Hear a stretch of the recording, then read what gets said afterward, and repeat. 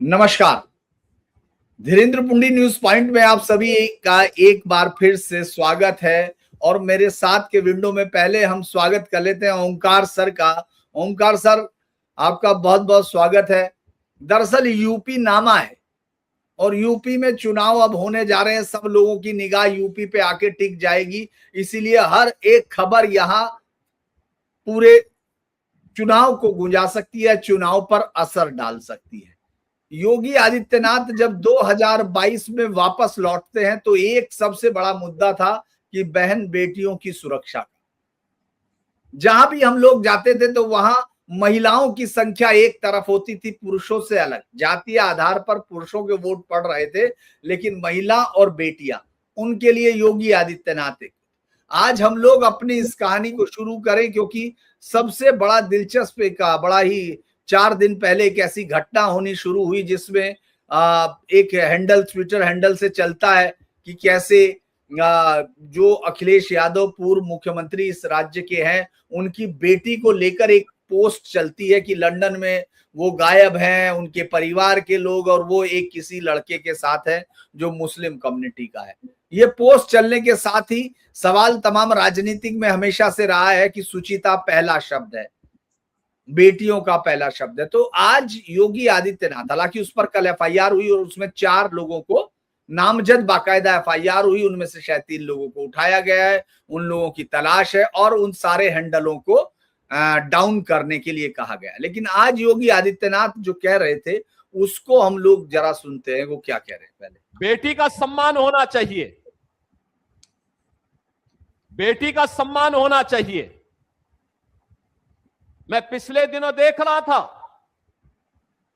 Samajwadi party के अध्यक्ष अखिलेश यादव की पुत्री के खिलाफ कुछ लोगों ने गलत टिप्पणियां की थी। जैसे मेरे संज्ञान में आया, मैंने तत्काल पुलिस से कहा, मैंने कहा इसमें एफआईआर दर्ज कराओ। बेटी के खिलाफ कोई भी अपमानजनक टिप्पणी स्वीकार्य नहीं होनी चाहिए। बेटी बेटी होती है और हम तो संस्कार में पले बसे हैं, जहां कहा जाता कि गांव की बेटी सबकी बेटी, गांव की बहन सबकी बहन। हमने तो कोई भेदभाव नहीं किया, लेकिन अखिलेश जी दूसरों को उपदेश देते हो, अपने चेले चपाटों को भी थोड़ा उपदेश दे दो कि अपनी भाषा को संयम कर ले। बेटी का सर, इस मैसेज से मतलब ये वीडियो शेयर नहीं हुआ था क्या सर? नहीं, चला है, वीडियो चला है। अच्छा, ठीक है सर। तो ये जो कहानी है, जैसे हमने शुरू किया कि उन्होंने ये तो कह दिया कि बेटियों का सम्मान, 4 लोगों पर इसमें एफआईआर हो गई है, लेकिन आप इस पूरे इशू को देखते कैसे हैं? एक तो ये कि हमारे यहाँ तो ये नहीं होना चाहिए, चाहे वो किसी भी नेता से आपका एक परिवार से रिश्ता नहीं है, लेकिन इस सब पर वो एक और मैसेज दे रहे थे, वो क्या? धीरेन्द्र जी, एक तो धन्यवाद आपका आमंत्रित करने के लिए, याद करने के लिए। दूसरे, आपके सभी दर्शकों को मेरा नमस्कार। बात ये है, केवल इतना भर मामला अब ये रह नहीं गया है कि अखिलेश यादव की बेटी लंदन में है, वो किसी दूसरे धर्म के युवक के साथ कहीं गायब है, नहीं है, या किसी ने अपनी सोशल मीडिया अकाउंट पर उस पर एक कमेंट कर दिया और योगी आदित्यनाथ उस पर बरसे कि इस तरह की हरकत नहीं होनी चाहिए। बात केवल यहां तक सीमित नहीं है, इसका बहुत व्यापक एक मैसेज योगी आदित्यनाथ ने छोड़ा है।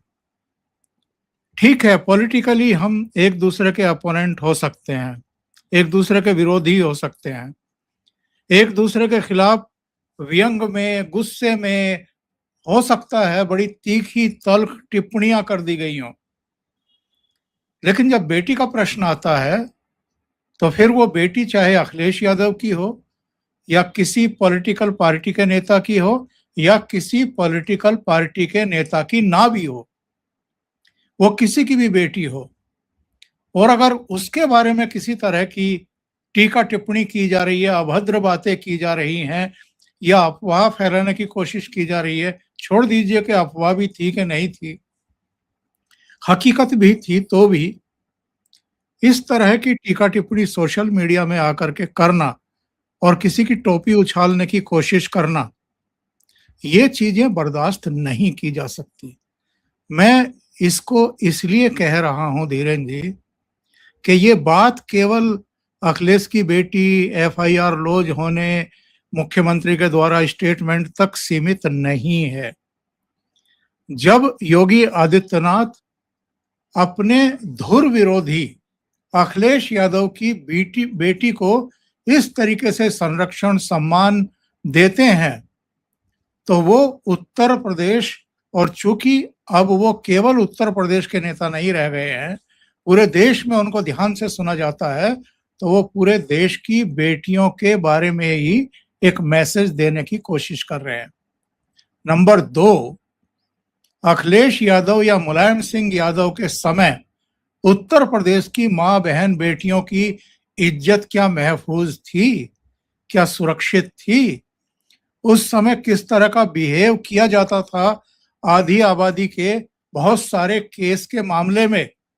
आज तो मुंह उठा करके बहुत सारे लोग गिनवा देते हैं कि उत्तर प्रदेश में देखिए साहब, महिलाओं पर होने वाले तरह तरह के अत्याचारों, यौन शोषण से लेकर के दहेज, हत्या और दूसरे तमाम मामले उत्तर प्रदेश में देखिए कितने दर्ज हो रहे हैं। एनसीबी की रिपोर्ट की बात करते हैं, लेकिन दूसरे प्रदेशों में क्या हाल है उसका जिक्र नहीं करते, और आबादी में कितना अंतर है उन प्रदेशों और उत्तर प्रदेश में, इसका भी जिक्र नहीं करते, लेकिन केवल राजनीतिक स्कोर करने के लिए। और चूंकि नरेंद्र मोदी जब से आए हैं, वो बेटियों को लेकर के उन्होंने एक नारा भी दिया था और उस पर अमल भी किया गया है। मैं तो चूंकि हरियाणा में काम कर चुका हूं तो मुझे पता है, बढ़ेंगी बेटियां और तमाम दूसरे उनके वो थे। और हरियाणा में एक समय था जब कुछ जिलों में जो रेशियो था जन्म का, बेटे और बेटियों का, वो बहुत चिंताजनक स्तर पर पहुंच गया था, लेकिन आज की तारीख में उसमें गुणात्मक सुधार देखने को मिलता है। इसी तरीके से उत्तर प्रदेश में योगी आदित्यनाथ केवल बयान नहीं दे रहे हैं, उनकी करनी और कथनी में अंतर नहीं दिखाई देता है। अगर किसी लड़की को छेड़ दिया गया है, आज देखिए आप स्कूल, कॉलेज, तमाम जितने भी संस्थान हैं, चाहे वो टेक्निकल इंस्टीट्यूट हैं, उनके बाहर पहले की तरह मजनू नहीं घूमते हैं, छेड़छाड़ करने वाले नहीं घूमते हैं।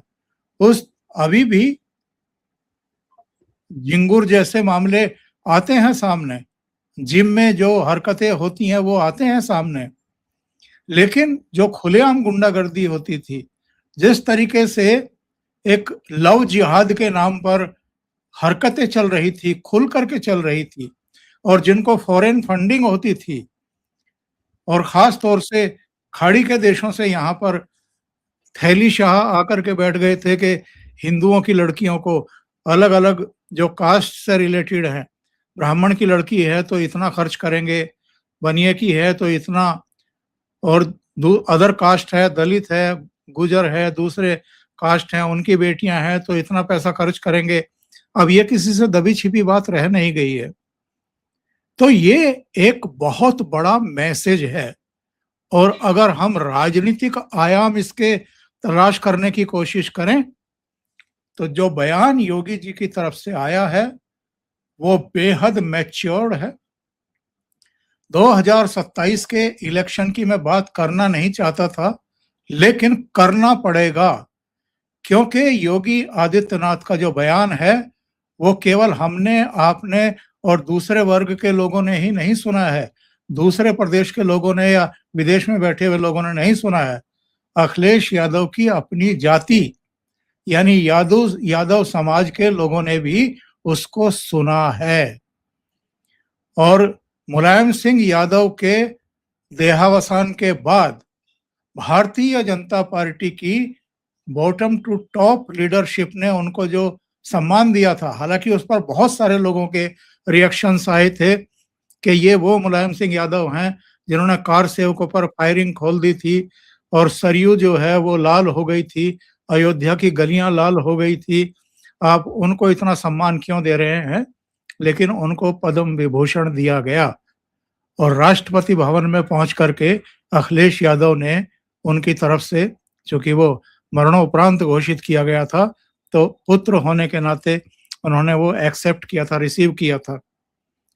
तो ये सारी चीजें क्या जो अखिलेश यादव की कम्युनिटी है वो महसूस नहीं करती है कि भाई आप चाहे योगी जी के वस्त्रों पर टिप्पणियां कर रहे हैं या इस तरह की बातें कर रहे हैं कि ये बाहर के हैं, उत्तराखंड के हैं, सब जानते हैं सन 2000 तक जब तक 3 राज्य नहीं बन गए थे तब तक उत्तराखंड उत्तर प्रदेश का ही हिस्सा था, छत्तीसगढ़ मध्य प्रदेश का हिस्सा था, झारखंड बिहार का हिस्सा था। कौन नहीं जानता इन बातों को? लेकिन इस तरह की चीजें करना केवल राजनीतिक कारणों से, तो इससे पता चलता है कि जो एक राजनीतिक परिपक्वता होनी चाहिए वो अखिलेश यादव से गायब है। और योगी आदित्यनाथ ऐसे मौके पर बेटी के साथ, उनके सम्मान के साथ, उनकी इज्जत के साथ खड़े होकर के उन्होंने अपना कद कहीं ऊंचा शो कर दिया है बिना कुछ कहे। धन्यवाद सर। एक और बड़ी चीज मैं दिखाना चाहता हूं लोगों को, इसलिए क्योंकि ये सिर्फ इसलिए नहीं थी कि खबर ये थी, दरअसल उन्होंने इस भाषण में एक वर्ड और कहे कि अपने लोगों को सावधान कीजिए, अगर वो नहीं संभल पाते तो उनको हमको दीजिए। मैं इसलिए कह रहा हूं कि ये देखिए, उनके ज्यादातर समर्थकों ने एक बयान उन्होंने दिया था, लालू प्रसाद यादव मतलब सपा प्रमुख अखिलेश यादव ने अब तक का सबसे कड़ा आपके परिवार पर निजी हमला हो रहा। अभिषेक जी ने कहा कि ये हमला इसलिए हो रहा है क्योंकि जो 2 लोग ऊपर बैठे उनका कोई परिवार नहीं। मतलब ये इस तरह के आप एक अंतर देखने की बात जरूर है, क्योंकि मैं ये सारे नाम के साथ आपको दे रहा हूं। जैसे ज्ञान प्रकाश यादव, इससे पहले ये आदमी था जिसने लिखा मनीष यादव लालू, इसके बाद ये लिख रहा है ज्ञान प्रकाश। ये तमाम लोग दरअसल तेजस्वी यादव की सबसे तकड़ा और करारा जवाब दिया, क्योंकि उनके ऊपर परिवार नहीं है। ये जो परिवारों को लेके लगातार उनका एक हमला है, ये है, वो ये भूल जाते हैं कि एक सबसे पहला बयान मैं इसलिए याद दिला दूं उनको, जो लोग नहीं ध्यान देते, उनको ये ध्यान देना चाहिए कि लड़कों से गलती हो जाती। ये बलात्कार पर मुलायम सिंह यादव का बयान था, लड़कों से गलती हो जाती है। जब उनसे बलात्कार पर बच्चियों के उससे सवाल पूछा गया और जो सजाओं की बात हुई तो उन्होंने कहा लड़कों से गलती हो जाती।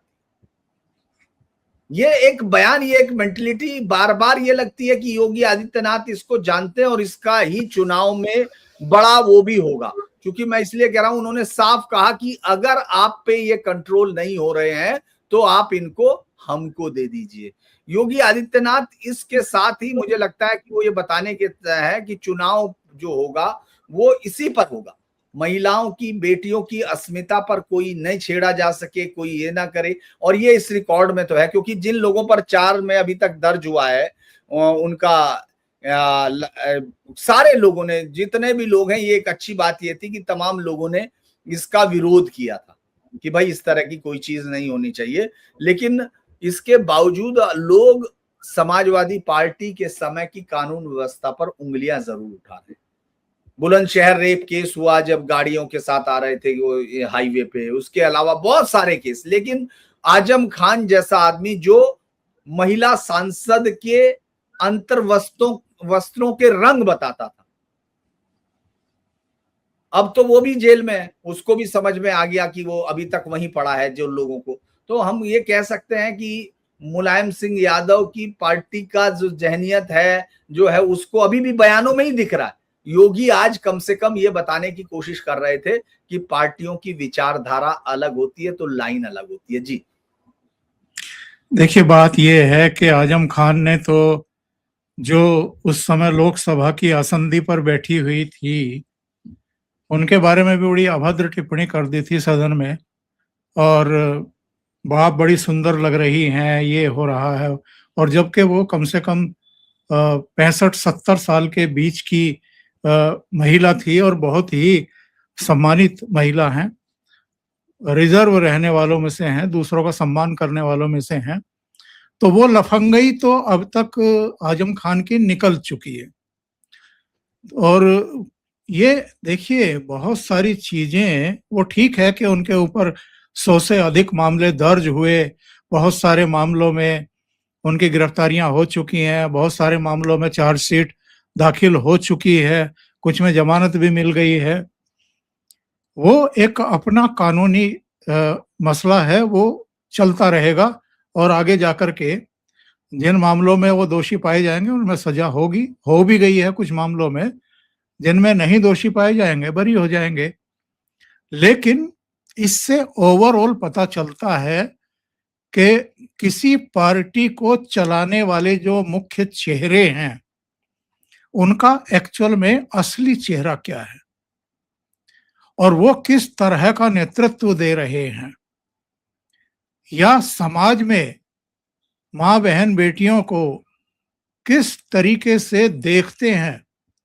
आपने जया प्रदा का नाम नहीं लिया, लेकिन उस समय जितने लोग हैं जो जानते हैं, मैंने बताया था कि महिला सांसद को कहा था उन्होंने। हाँ, तो ये आपकी एक मर्यादा है कि आप नाम नहीं लेना चाहते, लेकिन उस समय के सब लोग जानते हैं कि अमर सिंह पर अटैक करने के चक्कर में इन्होंने जया प्रदा को भी नहीं बख्शा था, और संभवतः इसलिए भी उनको निशाने पर ले लिया कि उनको रामपुर से चुनाव लड़वाया गया, वो जीत भी गई, इनके विरोध के बावजूद वो चुनाव जीत गई।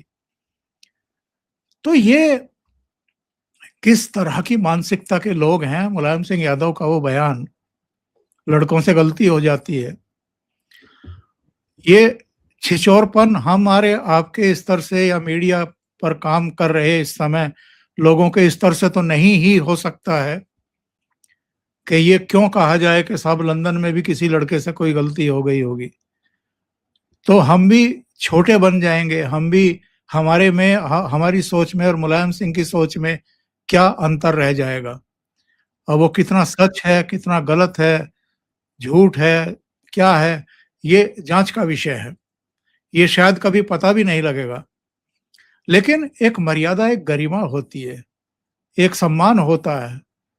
वो मर्यादा, वो सम्मान, वो जो सीमा रेखा एक होती है, उसका उल्लंघन तो हम और आप रोजाना देखते हैं सोशल मीडिया पर। और बड़े से बड़े जिनको हम धुरंधर मानते हैं अलग अलग क्षेत्रों के लोग, वो अब इसलिए किनारा कर गए सोशल मीडिया से कि उनकी आकर के टोपी उछाली जाने लगती है, उनको पता नहीं कितने कैसे कैसे शब्दों से नवाजना शुरू हो जाता है। कुछ लोग उसके भागीदार बनने चाहिए, लेकिन वहां फिर कोई सीमा नहीं रह जाती है। सोशल मीडिया पर जिस जिस तरह की टिप्पणियां की जाती हैं, जिस जिस तरह के तत्व आ गए हैं, और उसके बाद भी इस तरह की अभद्र टिप्पणियां कर जाने के बाद भी, खुली गाली दे जाने के बाद भी उनके अकाउंट्स पर कोई कार्रवाई नहीं होती है। जिसकी ये जिम्मेदारी है वो भी शायद आंखें बंद किए बैठे रहते हैं। तो वो एक अलग समस्या है। लेकिन जहां तक 2027 के जनवरी फरवरी में होने वाले चुनाव का विषय का सवाल है, तो मुझे लगता नहीं है कि भारतीय जनता पार्टी जैसी एक बहुत सुलझी हुई और सबको साथ लेकर के चलने का नारा देने वाली पार्टी इस तरह के मुद्दे पर ही चुनाव लड़ने के लिए जाएगी। बहुत सारी चीजें होती हैं, बहुत सारे मुद्दे होते हैं, उनमें से एक ये महिलाओं के सम्मान और अस्मिता, उनकी रक्षा सुरक्षा और सम्मान से जुड़े हुआ मसला एक हो सकता है। लेकिन और बहुत सारे उनके पास बताने के लिए बहुत कुछ होगा कि पिछले 5 साल में योगी जी ने और मोदी जी ने क्या किया है उत्तर प्रदेश के लिए, किस तरीके से उत्तर प्रदेश बदला है, इंफ्रास्ट्रक्चर से लेकर के, और जो पूंजी निवेश आया है, जो कंपनियां लगी हैं, तमाम चीजें गिनाई जा सकती हैं। और इसी दौर में 2022 के बाद ही हमें नहीं भूलना चाहिए कि प्रभु राम का मंदिर भी राष्ट्र को समर्पित किया गया। तो बहुत सारी चीजें हैं बताने के लिए, उनका वो उल्लेख करेंगे ही करेंगे। लेकिन योगी आदित्यनाथ ने एक बार फिर अपनी परिपक्वता का परिचय दिया है। एक सुलझे हुए राजनीतिज्ञ भी हैं, ये उन्होंने हम वही बताया है। गलती बार और बार लगे करते रहे जिस गलती का प्रमार्जन 1000 वर्ष पहले। हाँ सॉरी सर, ये आ गया था बीच में बोलने जी।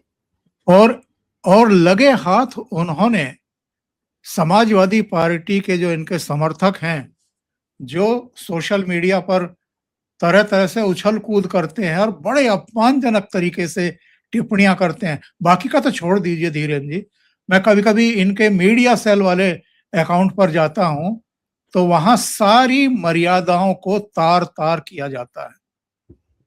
खास तौर से क्या क्या लिखते हैं, किसको क्या क्या लिखते हैं, वो सब दिखता है। जी हाँ, तो योगी जी ने एक तरीके से उनको सचेत किया है कि आप अगर दूसरों के लिए इस तरह का व्यवहार करेंगे तो फिर लोग फिर वर्जनाएं तोड़ेंगे, सीमाएं तोड़ेंगे, गरिमा और मर्यादा का ख्याल नहीं रखेंगे और इसके शिकार आप भी हो सकते हैं, जो इस घटना से एक्चुअल में अखिलेश यादव हुए हैं।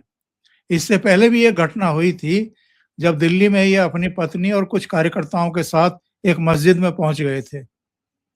तब एक मौलाना ने इनकी पत्नी के वस्त्रों के बारे में बहुत अभद्र टिप्पणी कर दी थी, जबकि उन्होंने ऐसे कोई वस्त्र नहीं पहने थे कि जिस पर आप ये कह सकें कि साहब वो नंगी वहां गई थी। तो इस तरह की चीजें, इस तरह की टिप्पणियां, और जब आप इस तरह की टिप्पणियों पर चुप रह जाते हैं केवल वोटों की फसल काटने के लालच में, तो फिर सोशल मीडिया पर भी इससे भी आगे जाकर के लोग आपके बारे में, आपके परिवार के बारे में इस तरह की अमर्यादित टिप्पणियां करने का दुस्साहस करेंगे। हाँ, उसमें कोई जवाब उन्होंने नहीं दिया था। कार्यकर्ता कुछ जरूर बोले थे उन्होंने, जबकि संसद में एनडीए ने उस मुद्दे को उठाया था, किसी ने नहीं उठाया था। लेकिन मुझे लगता है कि इस बात को हम जरूर सुने, चूंकि योगी आदित्यनाथ यहाँ जो एक बड़ी घोषणा कर रहे हैं वो मुझे लगता है अभी भी है। लोगों को लगता था कि आज नहीं तो कल वो वापस आ जाएगा, वो मेला वापस आ जाएगा। गाजी सालार मसूद इस देश के लिए, इस राज्य के लिए सबसे बड़े कलंक। हम वही गलती बार बार करते रहे जिस गलती का प्रमार्जन 1000 वर्ष पहले महाराज सुहेलदेव ने किया था।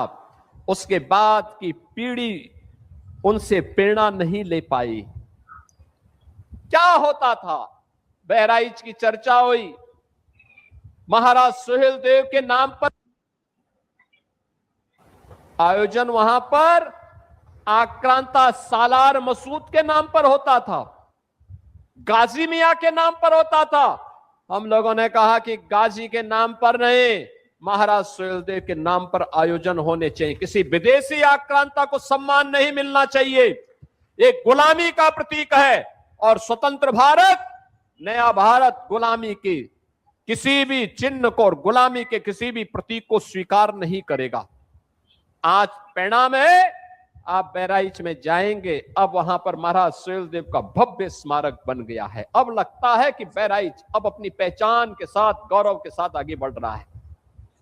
और इसीलिए जब हमारी सरकार को आजमगढ़ में विश्वविद्यालय बनाने की बात आई, यहां के लोग मेरे पास आए थे, मैंने कहा विश्वविद्यालय बनेगा। अब विश्वविद्यालय किस नाम से बनेगा, ये भी बात आई। मैं धन्यवाद दूंगा यहां के जनप्रतिनिधियों को और प्रधानमंत्री मोदी जी को। मोदी जी ने कहा देखो 1000 साल पहले महाराज सुहेलदेव ने अपने शौर्य पराक्रम से एक विदेशी आक्रांता को पूरी तरह नेस्तनाबूद किया था। आजमगढ़ में अगर महाराज सुहेलदेव के नाम पर विश्वविद्यालय होगा तो अत्युत्तम होगा। ये जो पहचान की लड़ाई है, जो योगी आदित्यनाथ ने एक लड़ाई को आज उस पर ले आया, मुझे लगता है कोई ये सोच नहीं सकता था। मैं ये कह रहा कि कोई और मुख्यमंत्री होता बीजेपी का तो भी ये नहीं सोच सकते थे सर, क्योंकि महाराजा सुहेलदेव हम ही लोग इतिहास में नहीं पढ़ पाए। मुझे याद है यात्रा करते दौरान में जब सारनाथ में गया तो बाहर एक काले उसकी पत्थर की मूर्ति लगी हुई थी, तो मैंने ऐसे ही पूछा कि यार ये किसकी है, क्योंकि वो महाराणा प्रताप जैसी अमूमन हम महाराजा शिवाजी की देख रहे थे, तो उसमें फिर मैं नीचे जाके पढ़ा, उस पर लिखा हुआ था महाराज सुहेलदेव, और वहां से यात्रा शुरू हुई। वरना मुजफ्फरनगर में भी मेला होता है, मेरठ में भी होता है, बिजनौर में भी होता है, मुरादाबाद में भी होता है, बाराबंकी में भी होता है, बहराइच में भी होता है, सब तरफ उसी आक्रांता का, और उसको लिखा जाता है सुल्तान और औलिया, यानी औलियाओं का सुल्तान है वो, जो एक हत्यारा, रेपिस्ट, वहशी हत्यारा, उसको जो है तमाम लोगों, तो योगी आदित्यनाथ उस चीज से टकराते, मुझे लगता है ये एक बड़ा कारण होगा। लेकिन एक ये बात तो अच्छी रही कि ये बात कर रहे हैं, लेकिन एक चीज हमको समझ में नहीं आ रही, जो मुझे आपसे पूछना है सवाल, कि अगर राम मंदिर में, जब हम लोग, ये सवाल थोड़ा सा तीखा है, मतलब मुझे लगता है कि एक घटना हो गई, मान लीजिए कि वहां दान पात्र में कुछ लोगों ने चोरी कर ली, सपोज कीजिए दान की चोरी हुई, लेकिन उस पर कोई भी आदमी मुंह खोलने के लिए तैयार नहीं, सरकार अपनी तरफ से बताने के लिए तैयार नहीं। सरकार ने कहा कि ठीक है साहब, मेरा ये मानना है कि मैं चुप रहा तो गलत फहमियां और बढ़ी, उसने वो भी सुन लिया जो मैंने कहा नहीं। आज जो है, आज फिर उसमें ये आया कि मंदिर ट्रस्ट ने शनिवार को सीएम योगी से चोरी की जांच के लिए एक एसआईटी टीम की मांग की है। चूंकि एक लवकुश नाम का जो कर्मचारी है, उसने, उसके पिता का इंटरव्यू आ गया, उस मंदिर के कर्मचारी के घर से लवकुश मिश्रा के 10 लाख रुपए बरामद हुए। उसने गोबर के उसमें दबा कर रखे हुए थे, कुछ पैसे बक्से में भी रखे थे, अभी तक ये नहीं पता किसका है, लेकिन उसके पिता ने कहा हाँ मंदिर में ये रकम गिनने का काम करता था, 4-5 महीने से ये काम कर रहा था।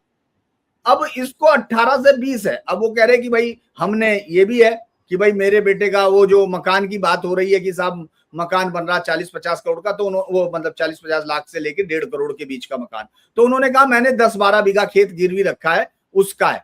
ये एक बात है, लेकिन इस बात को लेकर दबाना, वो करना, तो इससे तो मैसेज ये हो रहा है भाई, समाजवादी पार्टी का एक पवन पांडे जैसा, जिसके आपको मालूम है, सबको मालूम है वो किस तरह का पॉलिटिशियन रहा है, जिसको कि दबंग और सब चीजें, उसके बाद क्यों नहीं इस पर हुआ?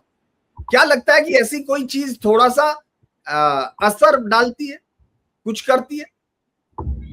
दो पहलू हैं इस पूरे घटनाक्रम के। एक ये है कि क्या योगी आदित्यनाथ या प्रधानमंत्री नरेंद्र मोदी की नाक के नीचे ये सब हो रहा है? क्या केंद्र सरकार और योगी सरकार का कोई सीधा हस्तक्षेप है? वहां जो दान आता है या जो वहां व्यवस्थाएं होती हैं, उसमें किसी भी तरह का कोई हस्तक्षेप है? जवाब है कि नहीं, कोई हस्तक्षेप नहीं है। एक न्यास बना हुआ है, एक ट्रस्ट बना हुआ है, वो ट्रस्ट सारी व्यवस्थाओं को देखता है, उसी ने सारी चीजें तय की हुई हैं। दान पेटी में आने वाले दान का क्या होगा, कैसे होगा, उसका एक मैकेनिज्म बना हुआ है। लोग भी जो तय किए गए होंगे वो सोच समझ करके ही किए गए होंगे। उनमें से अगर कोई 1, 2 या 5, 2-4 भ्रष्ट हैं, उनकी नीयत खराब है, उन्होंने अगर गलत काम करना शुरू किया है और वो चीजें पकड़ में आ गई हैं किसी स्तर पर, तो पिछले 5 दिन में खुद नृपेंद्र मिश्र के अयोध्या के 2 दौरे लग चुके हैं, 2 मीटिंग्स वो हाई लेवल पर कर चुके हैं। एक सोमवार को गए थे और एक आज वहां उन्होंने हाई लेवल की मीटिंग की है। नृपेंद्र मिश्र का वहां हफ्ते में 2 बार जाने का मतलब ये है कि ये मामला सीधे पीएमओ ने अब अपने संज्ञान में ले लिया है और उनको कहा गया है कि इस पर सख्त कार्रवाई होनी चाहिए।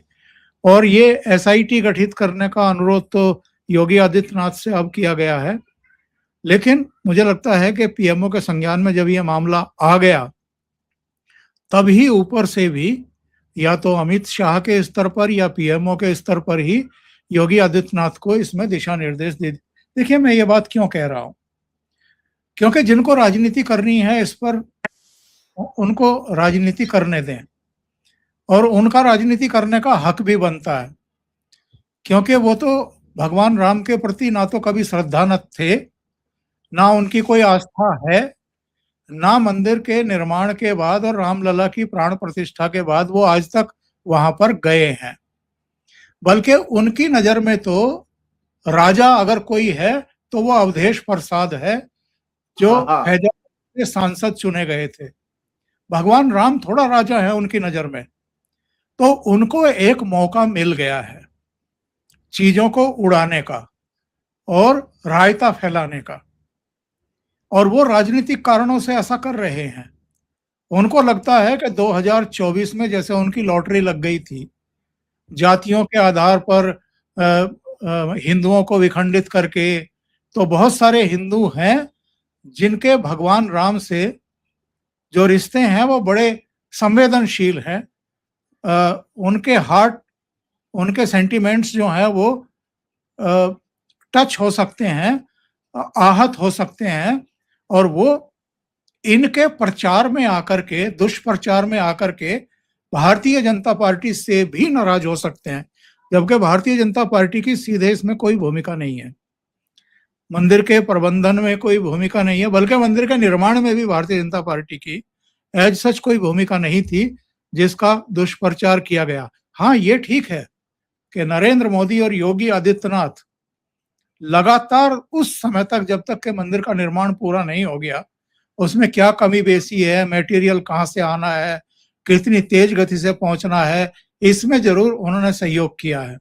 वरना ये मंदिर जितना भव्य बना है, जितना विशाल बना है, जितने उसमें जो दूसरे मंदिर स्थापित किए गए हैं परकोटे में, उनको बनने में ही 10 साल लग जाते। ये इतनी जल्दी आकार नहीं लेता। ये सब इसलिए कि नरेंद्र मोदी की व्यक्तिगत रुचि और योगी आदित्यनाथ के लगातार लखनऊ से अयोध्या के दौरे, जैसे वो काशी में जाते थे, ऐसे ही अयोध्या में भी उनके मंदिर के लोकार्पण होने से पहले ही 73 दौरे लगे थे। तो अगर ये इसका राजनीतिक फायदा उठाने की कोशिश कर रहे हैं तो उनको मुबारक हो, लेकिन सवाल तो लोग इनसे भी पूछेंगे कि अगर आपको भगवान राम की इतनी चिंता है, उनकी गरिमा और मर्यादा की इतनी चिंता है, तो भैया जाकर के आज तक आप झांके क्यों नहीं? और अगर आपको ये डर है कि मुस्लिम नाराज हो जाएंगे, तो अपने परिवार की महिलाओं को ही भेज देते, वही जाकर के किसी दिन आरती में खड़े हो जाती, तो कम से कम एक ये तो समझ में आता कि भाई हाँ, आपका कुछ उनके प्रति आस्था का भाव है। तो ऐसे आप राजनीतिक कारणों से चीजों को, अब जिसने भी ये किया है वो तो कानून को प्राप्त होगा ना, वो तो जाएगा अंदर, वो तो बख्शा नहीं जाएगा। लेकिन चलिए, देर आए दुरुस्त आए, कार्रवाई तो हो रही है, एक्शन तो हो रहा है। जी, मैं ये पूछ रहा हूं कि इस समय जो है ना बहुत जबरदस्त तरीके से धार्मिक दिख रहे हैं, वो अयोध्या तो नहीं आ रहे, लेकिन वो अभी मुक्तेश्वरानंद के यहाँ जा, उनकी वाइफ जो सांसद है, मैं इसलिए कह रहा हूं, वरना मुझे किसी के परिवार से, मैं बिल्कुल इस मामले में क्रिस्टल क्लियर रहता हूं कि किसी भी नेता के परिवार की अपनी प्राइवेसी है, हमारा उसमें कोई दखल नहीं हो सकता एज ए पत्रकार, जब तक कि वो सार्वजनिक जीवन में उसका कोई लेना देना ना। तो मुझे लगता है कि डिंपल यादव भी, अगर आप देख रहे होंगे, जा रही हैं, माथा टेक रही हैं, बता रही हैं कि उन्होंने माफी मांगी कि मेरे साथ क्या हो गया, लेकिन वो अयोध्या नहीं आ रहे हैं। इसके बाद राहुल गांधी अयोध्या नहीं आ रहे हैं, इसके बाद प्रियंका गांधी अयोध्या नहीं आ रही। सोनिया गांधी से चलिए माना जा सकता है कि भाई वो क्रिश्चियंस हैं तो नहीं आएंगी, वो हो सकता है कि उनको ना आना हो, लेकिन वो दोनों तो आ सकते थे, वो भी नहीं है। और इसके बावजूद भी भगवान राम को राजनीति का जो नया खेल शुरू हुआ था अभी मुक्तेश्वरानंद के साथ, वो तो खैर और खराब होना है, क्योंकि बाबाओं की लड़ाई में अभी आपने देखा आशुतोष ने क्या कहा, वो दोनों लड़के पेश कर दिए, मैंने झूठ बोला था, मैंने ये सब किया था। तो ये खेल तो चल रहा है, लेकिन ये कौन सा तरीका होगा? आपको लगता है इससे हिंदुओं के वोट उनको मिल सकते हैं? मतलब जो एक जाति आधार पर वो विघटन करना चाहते हैं कि साहब 24 का खेल क्या है, जातियां पलट जाएं, उनका खेल क्या है, मुस्लिम वोट एक तरफा है, यादव वोट एक तरफा है, बस बाकी कुछ चाहिए। तो आपको लगता है कि ये जो अभी मुक्तेश्वरानंद को या इस तरह लोगों को आगे बढ़ा के उनको कुछ वोट मिल जाएगा, ऐसा है? देखिए, पीठों की, मठों की, शंकराचार्यों की बात ना ही करें तो ज्यादा अच्छा है। एक लंबा दौर हमने और आपने देखा है, जब स्वरूपानंद सरस्वती को कांग्रेस बगल में लेकर के घूमती थी, या स्वरूपानंद सरस्वती अगर किसी, एक बार तो मोदी जी के बारे में किसी ने सवाल पूछ लिया तो उसको थप्पड़ ही मार दिया, वो इतने नाराज हो गए। कि मोदी प्रधानमंत्री बन सकते हैं, नहीं बन सकते हैं, कुछ इस तरह का सवाल पूछ लिया था। तो शंकराचार्यों ने अपनी पीठों और जो भी मठों पर बैठते हैं, इन सब ने उनके सम्मान का ख्याल रखा नहीं है एक्चुअल में। अब ये जो अपने अभिमुक्तेश्वरानंद हैं, ये किस किस तरह की वाहियात बयानबाजी करते रहे हैं और किस तरह की मुहिम को आगे बढ़ाने की कोशिश करते रहे हैं। योगी आदित्यनाथ के बारे में भी इन्होंने कितनी भद्दी भद्दी टिप्पणियां की हैं, चाहे महाकुंभ के समय की हो या महाकुंभ के बाद भी की हो। तो ये लोगों की समझ में नहीं आता है कि ये क्या क्यों कर रहे हैं और इनका एक्चुअल में हेतु क्या है। सबको पता है कि इनका हेतु क्या है, तो इसलिए इनको तो इनके हाल पर छोड़ा जाना चाहिए। और अगर ये इतने बड़े प्रभाव पैदा करने वाली शख्सियत ही होती तो जो इनके भीतर नेता बनने की उमंगे हिलोरे लेती रहती है ना, तो फिर ये अपना चोला छोड़े और राजनीति में किसी सीट से आकर के लड़े चुनाव, जाए पार्लियामेंट, लें पद कोई पॉलिटिकल पार्टी से, लेकिन वो नहीं करेंगे।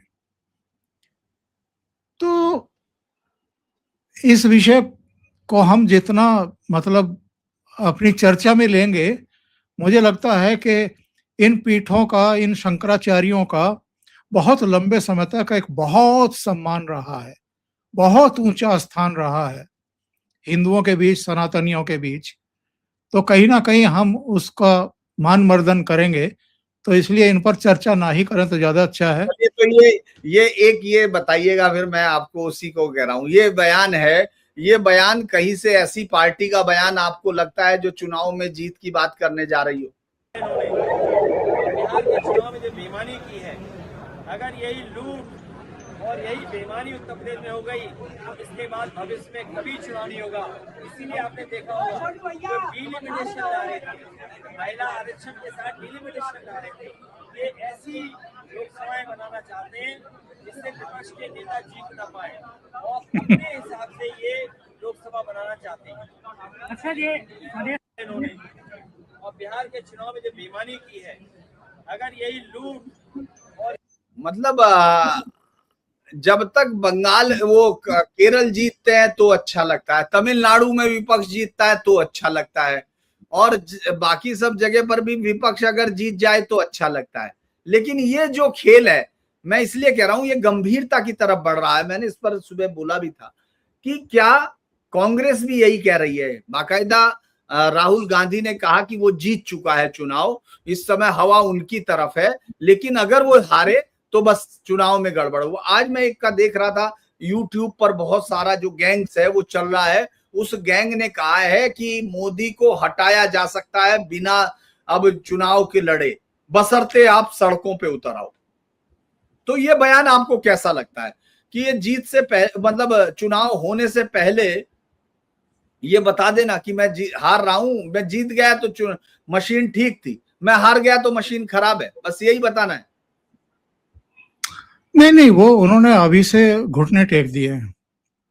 उन्होंने अभी से ये मान लिया है कि मैं 2027 फरवरी में भी होने वाले चुनाव में हार रहा हूं और भारतीय जनता पार्टी प्रचंड बहुमत से जीत रही है।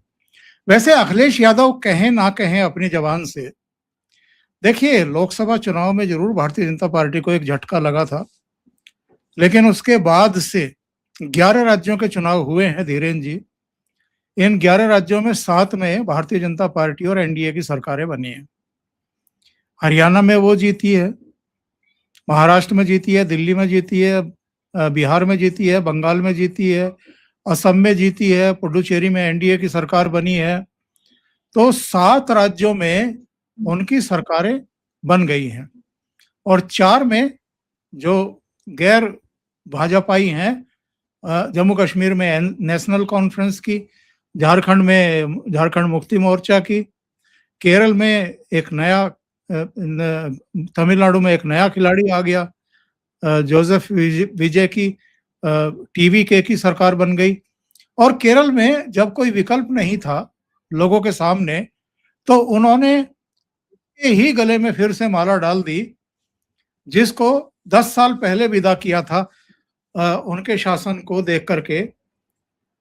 तो कांग्रेस को कितनी राज्यों में सफलता मिली है। केरल में तो कोई विकल्प नहीं था मतदाताओं के सामने, उन्होंने उनको चुन लिया कि ठीक है आप चलाइए। लेकिन बाकी राज्यों में क्या हालत हुई है कांग्रेस की।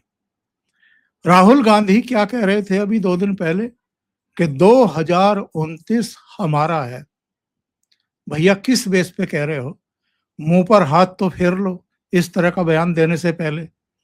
अलग अलग राज्यों में आपकी क्या दशा या दुर्दशा मतदाताओं ने कर रखी है, ये तो बैठ करके हिसाब किताब लगा लो। कितने कितने एमएलए इन प्रदेशों के चुनाव में आए हैं। जम्मू कश्मीर में 90 का सदन 6 एमएलए चुन करके आए। बिहार में शायद 242 का सदन 6 एमएलए चुन करके आए हैं। महाराष्ट्र में शायद 13 या 16, झारखंड में केवल 16 या 18, दिल्ली में खाता नहीं खुला, बंगाल में 1 या 2 एमएलए चुन करके आए हैं। और ये सपने देख रहे हैं कि 2029 तो हमारा है। ये 2024 में जो एक गांव में कहावत है ना कि धप्पल लग गया, हाँ धप्पल लग गया, तो ये धप्पल लगना था 2024 में कि आप 52 से 99 पर पहुंच गए। तो ये हमेशा नहीं होगा, क्योंकि जमीन पर आप कुछ नहीं कर रहे हैं। अखिलेश यादव भी और राहुल गांधी भी सिर्फ ट्विटर खेलते हुए दिखाई देते हैं। सुबह से शाम तक इनके 3-3, 4-4 ट्वीट आ जाते हैं, कभी कभी तो 10-10 भी आ जाते हैं। ये केवल सोशल मीडिया मंचों पर दिखाई देते हैं, जमीन पर दिखाई नहीं देते हैं। जमीन पर तो ये चुनाव से कुछ महीने पहले मजबूरी में जाते हैं कि फिजिकल हमारी एक उपस्थिति तो हो जाए, लोगों को दिखाई तो दे कि हाँ हम भी पसीना बहा रहे हैं। लेकिन निरंतरता कहीं नहीं है, योजना कहीं नहीं है। मतदाताओं का विश्वास अर्जित करने की किसी भी तरह की कोई कवायद नहीं है। ना संगठन है, ना कोई हायरार्की है। मेरे एक मित्र हैं मेरठ के, विश्वनाथ प्रताप सिंह के साथ हुआ करते थे। उन दिनों तो वो एमएलसी थे उत्तर प्रदेश में। बहुत सालों बाद उनसे मुलाकात हुई मेरठ में एक फंक्शन में, वो भी थे और मैं भी था।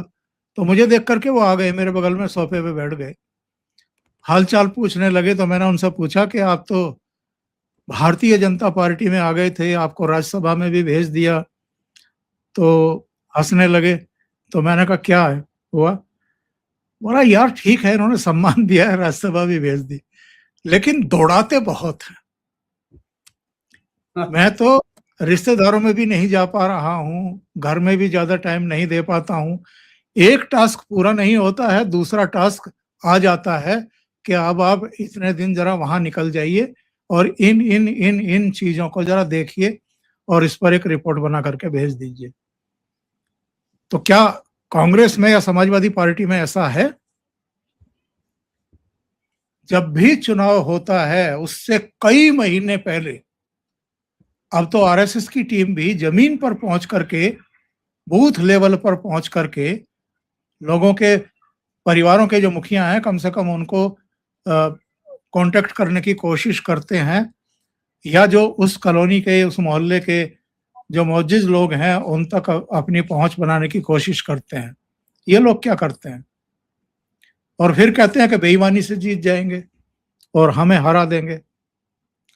तो भाई अब वो जमाना गया कि आप किसी वंश विशेष के हैं, आपके पिताजी की राजनीतिक विरासत है, आपके पीछे एक जाति है और एक धर्म के लोग खड़े हुए हैं, और आप ये सपने देखें कि आप आराम से ब्राह्मणों का थोड़ा सा दोहन करेंगे, दूसरी जातियों का करेंगे, और आपका वोट ऑफ परसेंटेज यहां तक पहुंच जाएगा कि आप बीजेपी को टक्कर देकर के सत्ता के दरवाजे पर पहुंच जाएंगे।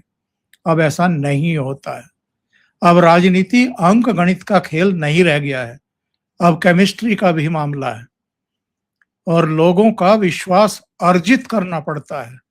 उसके लिए आपको अपना समय निवेश करना पड़ता है, तो वो इनके पास है नहीं। धन्यवाद सर। आज यूपी नामा में हम लोगों ने कोशिश की कि उन इश्यूज पर जो बातचीत हो रही है, दोस्तों देखिए, पीएमओ अगर दान पेटी के मामले में आ रहा है तो उस पर बात करनी चाहिए। कड़वे कभी भी किसी समस्याओं से आंखें चुरा के बढ़ जाएंगे, ऐसा हो नहीं सकता। एक मामला है जो विशाल हिंदू जन समुदाय है, यही नहीं पूरी दुनिया से दान भेजा जाता है और अभी इसको पूरी दुनिया के सबसे खूबसूरत शहर में तब्दील होना है। मेरा यकीन है ये $1 ट्रिलियन की इकोनॉमी अकेला ये शहर है आज की डेट में। आप ये मान के चलो कि ये शहर $1 बिलियन की इकोनॉमी अभी है और दुनिया इसको याद करेगी, क्योंकि ये भगवान श्री राम का घर है। तो यहां जरा सी बात होती है, उस पर बात होनी चाहिए। हमारे शब्दों का संयम हो सकता है उस पर आपको लगे, लेकिन मेरा मानना है कि ये एक ऐसा इशू है जिसका इस्तेमाल अगर पवन पांडे जैसा आदमी कर सकता है तो बाकी लोगों का क्यों नहीं। तो ये आस्थाओं का सवाल है, इसीलिए सर जुड़े, उनका बहुत बहुत धन्यवाद। सर आपसे जो है इस पर चर्चा करके बहुत अच्छा लगा। आगे जुड़ेंगे। आपके लिए आज के लिए दोस्तों इतना ही। फिर नमस्कार आपका। नमस्कार।